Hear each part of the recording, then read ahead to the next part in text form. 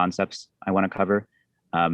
These, I want to show both their clinical relevance as well as just help us keep them in mind since they are hot topics on the boards. So we'll start with Abhi for this one. Abhi, can you just read this case for us?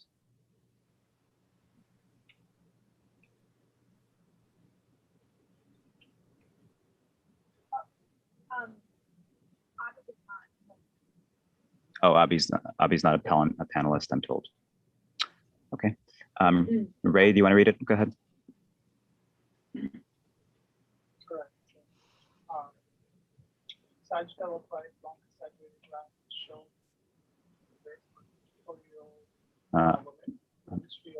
I'm not hearing you, Abhi. Yeah, you're. Okay. Okay, so you're using Ray's Perfect. audio. Great. Go ahead. Right, sagittal upright long cassette radiograph is shown for a 54-year-old woman with a history of T12 to L5 instrumented fusion 2 months ago, who now presents with back and thigh pain. Which of the following is most likely diagnosis based on her history and imaging? So, so looking at the imaging, the first thing you notice is the rods are flat. She has they're straight, and you kind of can see the loss of lumbar lordosis. So it will be consistent with flat back syndrome, given the recent surgery and the radiographs and symptoms. Yeah, that's great. Can you quickly go through the incorrect answers and tell us why it's not the others? Yeah, sagittal spinal imbalance. We don't have a. So we need to have like pelvic other parameters like pelvic incidence, and as well as the sacral slope. So that's it's not that.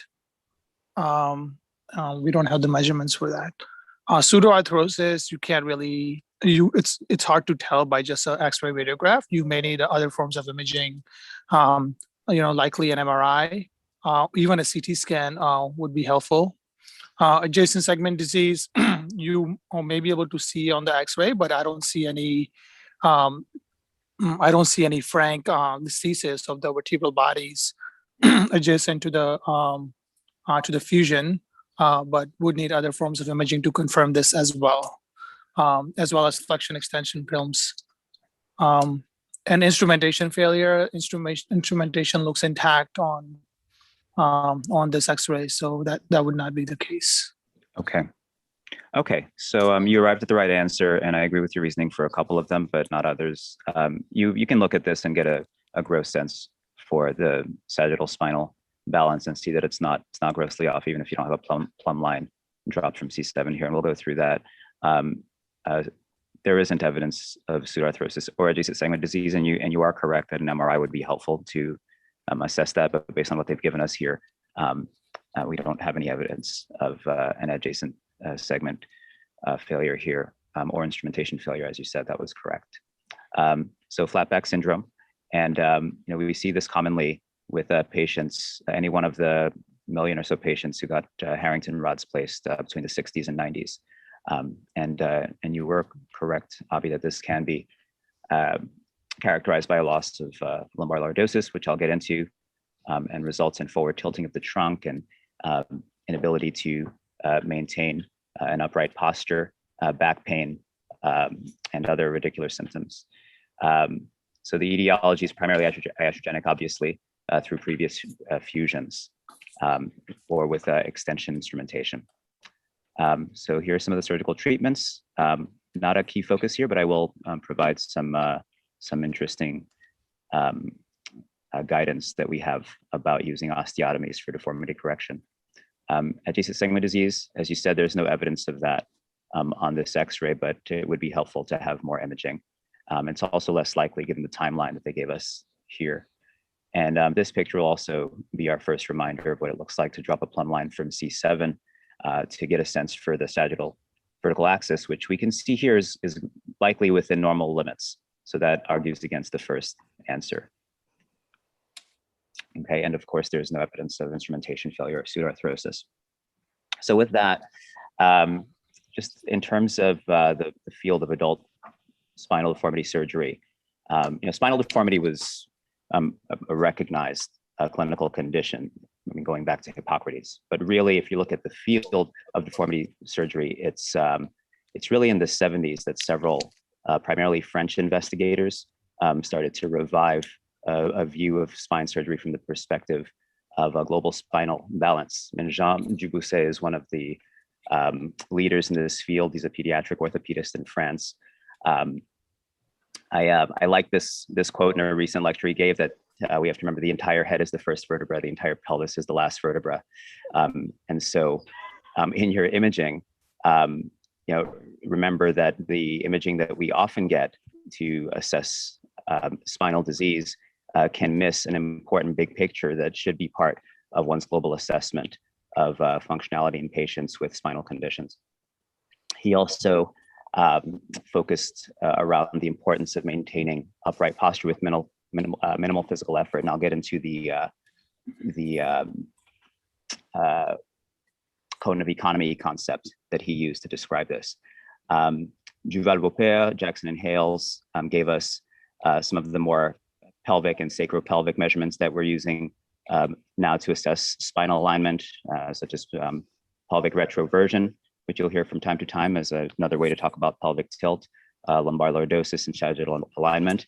And the work of these investigators and others really established the pelvis as the central anatomical focus of global sagittal alignment, and pelvic incidence as the primary determinant of lordosis in a well-aligned lumbopelvic region. Glassman and colleagues in 2005 gave us this relationship between positive sagittal balance and patient-reported self-assessment measurements and the worsening symptoms that they often suffer as a result of positive sagittal balance. And then the ever-important relationship between pelvic incidence and lumbar lordosis, which is another concept I want you to walk away from this talk with. Was given to us by Lafage and colleagues. This idea that patients will increase their pelvic tilt to compensate for loss of lordosis, and that has a strong direct correlation with worsening outcome measures. So the cone of economy, I find this a helpful way to begin thinking about spinal deformity. And so some definitions we need to consider, what is balance? The ability of the human body to maintain its center of mass with invasive support with a minimal postural way. I think we have a sort of a hand waving sense of what the center of mass is, but it's actually pretty complicated to measure where that is. It anatomically usually ends up being somewhere near the pelvis. And it moves. It's right as a measure in physics. We're talking about the point where all mass vectors sum to zero. So in the images across the bottom, for instance, you get a sense for the center of mass in this coach supporting her gymnastics trainee, and you see the wide base of support she's given to maintain balance, that her center of mass is centered within the base of support. A baby without that training who can do that naturally. You see these judo players in the middle here, and how the player in blue is using a wide invasive support to maintain balance with regard to his center of mass, and using that to throw the other player, and he's getting under the center of mass in order to throw off the balance of the other player, as well as in cross-country skiing or assistive devices, which can be used to help improve balance. So we have the center of mass concept, and then sway, which is movement of the center of mass in the horizontal plane when a person is standing in a static position. So increase in sway is one of the ways we can pick up that there is some disorder of sensory motor control, not necessarily dysfunctional balance, but a disorder that may point to spinal pathology that we may be able to address. A number of conditions, comorbidities, such as those listed here, can contribute to postural instability or imbalance. So Dubousset sort of conceived this cone of economy as a way to think about the relationship between center of mass and sway. And so in normal stance, there's a zone of balance, a stable region of standing posture where the torso remains a certain distance from the pelvis. We aim to minimize, if not completely eliminate, muscle energy expenditure. So deviation from this cone or movement towards the periphery of this cone can increase the energy cost of maintaining balance, and a spinal misalignment can result from that increase in energy cost. So a complex interaction of supra and infrapelvic alignment parameters are involved in maintaining the center of mass within that cone of economy. And they're influenced by flexibility of the joints and lower extremities, neuromuscular control, muscular strength, endurance, body habitus, and other factors. And so, we can think about the impact of spinal deformity on stance and postural stability from multiple, from these factors and other factors, from the spinal pelvic parameters that we're going to talk about. They can't exclusively be correlated to radiographic static alignment parameters. So that's another concept we want to walk away from here. We're trying to get at what happens when the patient is in motion, and we're trying to deduce that from pictures of the patient's spine.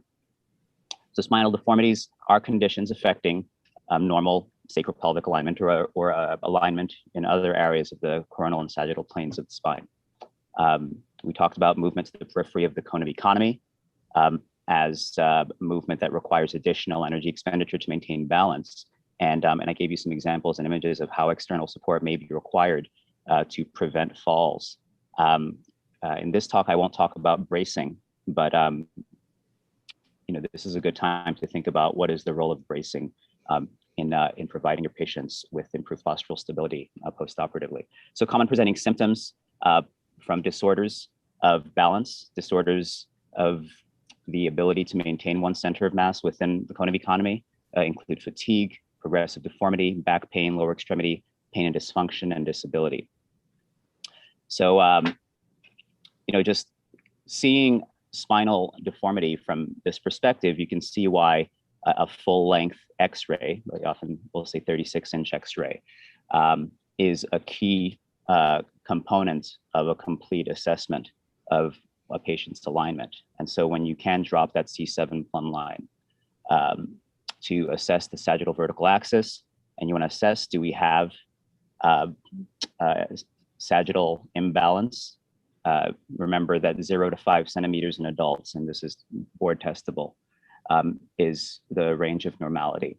Okay, so you're talking about imbalance occurring outside of this 0 to 5 centimeter range.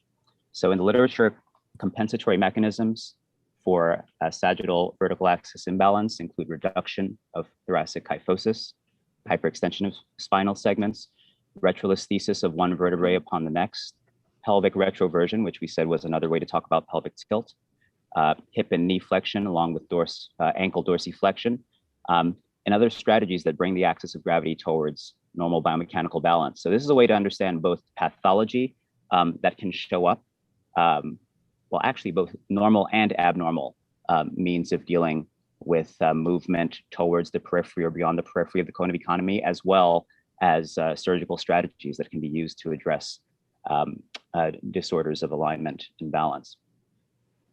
So, this is one of the images I'll have show up time and again, just to remind us of what these parameters look like when we measure them on films. And PI equals SS plus PT, pelvic incidence equals sacral slope plus pelvic tilt is another board testable equation we want to remember in this area. So what is sacral slope? It's the angle formed between the horizontal and the sacral end plate. It's not a fixed angle. It relies on the position of pelvis in relationship to the axis of the hip, and it inversely correlates with pelvic tilt. So remember, pelvic incidence doesn't change, but pelvic tilt does change. Pelvic tilt is the angle formed by a vertical line through the center of the femoral heads and the line from the center of the femoral axis and the midpoint of the sacral end plate. So if you're going to measure pelvic tilt or pelvic incidence for that matter, remember you need a perfectly lateral X-ray, and if it's not lateral, then you'll need to find the center of the two femoral heads and take the midpoint between them for your measurements. So normal pelvic tilt is usually less than about 15 degrees, and younger patients can generally more easily generate pelvic tilt to compensate for loss of lumbar lordosis. But for a variety of reasons, aging patients will tend to have more trouble compensating that way. So geometrically, pelvic incidence is a line from the center of the femoral head to the midpoint of the sacral end plate and a line orthogonal to the sacral end plate. Okay, so again, this image here is a refresher of that geometric definition.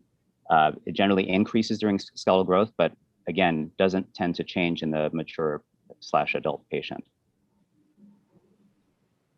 So lumbar lordosis, which we talked about in the first case, is a sagittal Cobb angle measurement from the superior end plate of L1 to the sacral end plate, and that's also demonstrated here. So very importantly, there isn't a quote unquote completely normal or fixed value for normal lumbar lordosis. There is significant variability. There's an interesting literature that looks at the wide variation of lumbar lordosis across different ethnicities. Genetic factors can influence this, even cultural factors can influence it. So it's more useful to think about lumbar lordosis as a patient-specific rather than a population-based parameter. And in the well-aligned spine, lumbar lordosis will match the pelvic incidence within about 11 degrees. So generally, lumbar lordosis generally falls somewhere within this wide range of 20 degrees to 70 degrees on reaching maturity. What's more important to remember about lumbar lordosis is that it is defined by each patient's pelvic incidence. And the relationship between pelvic incidence and lumbar lordosis, which we said was introduced by Lafarge and colleagues, is essential in treating adult spinal deformity. Also, different levels contribute differentially to lumbar lordosis. And most lumbar lordosis in any patient is given by the L4, L5, and L5S1 levels. So spondylitic changes in the aging spine can decrease lordosis and cause pathology. Loss of disc height does this. Vertebral compression fractures can do this. And then in the case that we saw with the Harrington rods, flat back syndrome also can lead to a loss of lordosis.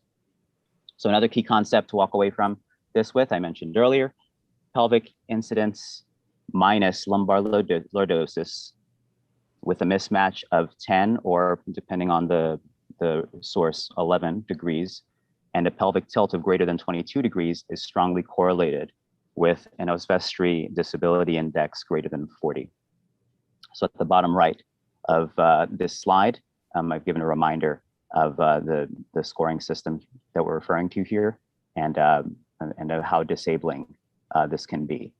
Also, increasing pelvic tilt is a limited compensatory mechanism to maintain normal sagittal balance in the setting of a PI-LL mismatch. The figure on the left is from another article that I thought was helpful to remind us what it looks like when patients are using different sort of pathological movement strategies to compensate for loss of lordosis. So the middle image shows the proximal lumbar flexion at L1, L3, and the third image shows a distal lumbar flexion / pelvic tilt at L4, S1. Strategies patients are using to try to decrease the ultimate energy expenditure to maintain postural stability. Okay, this is beyond the scope of the talk, but I wanted to throw it up here just to remind us that there is a range of osteotomies that can be used in deformity correction surgery. And Schwab and colleagues have a beautiful classification of these osteotomies. I have the citation up here if you want to get into this. So let's go to the second case. How about Alex? So a 74-year-old woman presents with a 20-year history of chronic low back pain that has dramatically worsened over the past 2 years. Over the past year, she's been experiencing intermittent, sharp stabbing pains that radiate to her legs bilaterally in the L3, 4, and 5 distributions. And the pain severity is variable, ranging 3 to 7 out of 10. In the VAS score, depending on physical activity and position, she now must use a rolling walker to ambulate. She's failed conservative management with physical therapy and steroid injections. On exam, she's full strength in the bilateral lower extremities, and all muscle groups and reflexes are normal. Lateral and AP 36-inch cassette films were obtained. Okay. These are the images. So they're kind of labeled, but just tell us quickly what you see here, and then we'll go into the questions. Definitely. So on the left here, as it says, we see a lateral 36-inch scoliosis cassette, where overall there is some loss of lumbar lordosis. As Abhi previously mentioned, consistent with flat back syndrome. And then in the AP film, she just has a very mild left-sided curve with dextroscoliosis. Looks like centered around the mid-thoracic spine. Okay, great. So go ahead, question 1. So question 1 is in the adult general population, the normative C7 to S1 SVA would be 5 centimeters. Good. All right. Matt Carr. In measurements of PI and pelvic tilt, center femoral head is often used as the reference point to start the angle of measurements on perfectly lateral radiographs. In the case of a slightly rotated lateral 36-inch radiograph, where both femoral heads are seen, what reference point in the femur is used to plot the PI measurements? So for this, I would go with C. I think you mentioned it briefly in your previous talk. But yeah, I wouldn't want to bias towards either femoral head if we don't know what way the patient's rotated. And this way sort of estimates the midpoint. Yep, perfect answer, good recall. And here's a quick picture of what that looks like. Okay, so so keep this in your toolkit when you don't get perfect laterals on these x-rays. All right, Halima. What sagittal spinal parameters unchanged by body posture and ideally within 10 degrees of L1 S1 lumbar lordosis? That would be B, the pelvic incidence. Okay, very nice. All right. Who's next? Abhi? Well, Abhi, you answered. So Ray, Yeah, you want to take it? Okay, go ahead, Abhi. sure.